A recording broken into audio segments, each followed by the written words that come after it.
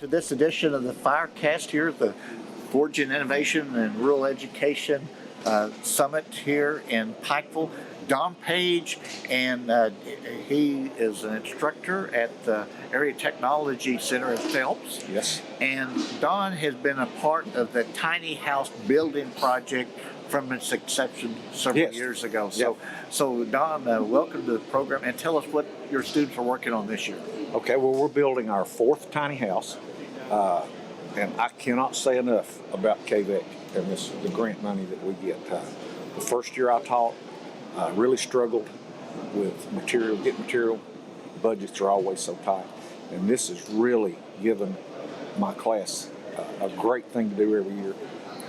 Students learn from the foundation to the finishing work on how to build a house, and they really like it. They take ownership of it.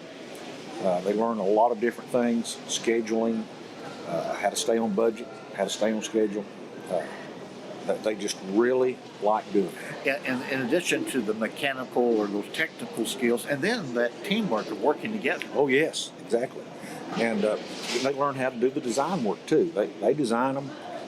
We're doing a little bit different this year, putting a bedroom downstairs and a raised floor. They get excited about it.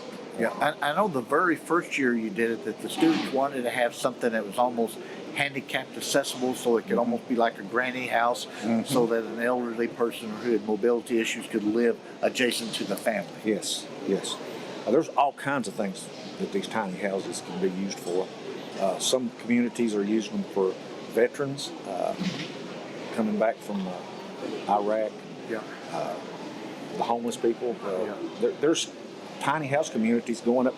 There's my guys waving at me down there.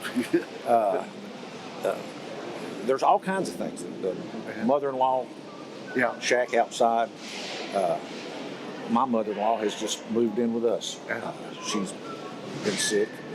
It's just all kinds of things these can be used for. In Lexington, the Urban Planning Commission just approved a plan to allow tiny houses and granny houses in there, and it has to go to urban government for them to the council to approve it.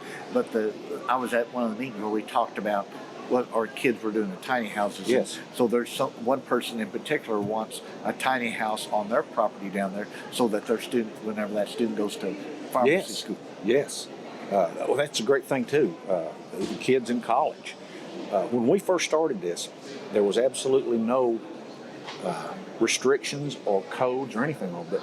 I called the State Department here in Kentucky, and no one wanted to talk about the tiny houses. There was no rules, regulations, or anything on them. I think city governments and state governments are having to take notice because it's become so popular. So, I think it's come a long way. Yeah. Well, Don, you do a great job, and we're excited to be able to, because you'll be bringing that tiny house here for the spring summit. Yes. And then we'll be auctioning them off in the late spring. Yes. And folks, you'll be able to get you a great deal on the tiny houses, and you can look on the holler.org and you can see previous tiny houses, and then your tiny house the updates will be on it. Yes. So thank you so much. Thank you. Appreciate it.